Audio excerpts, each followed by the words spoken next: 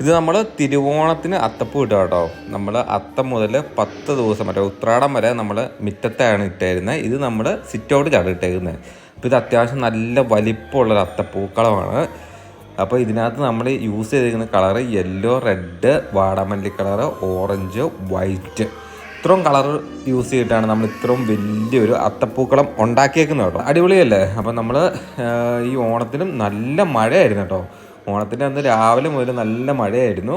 അതുകൊണ്ട് തന്നെ നമ്മൾ വലിയ ആ പൂക്കളം ഉണ്ടാക്കി സിറ്റ് ഔട്ടിലാണ്. നമ്മളിപ്പോൾ തലേന്ന് ഉത്രാടം ദിനത്തിൽ രാത്രിയിൽ ഡിസൈനൊക്കെ വരച്ച് വെച്ചതിന് ശേഷം തിരുവോണത്തിൻ്റെ അന്ന് രാവിലെ എണീറ്റാണ് നമ്മൾ പൂ ഒരുക്കി പൂക്കളം റെഡിയാക്കി കേട്ടോ. അപ്പം എല്ലാവർക്കും ഹാപ്പി ഓണം. എല്ലാവരും അടിച്ചു പൊളിക്കട്ടോ. ഓക്കെ.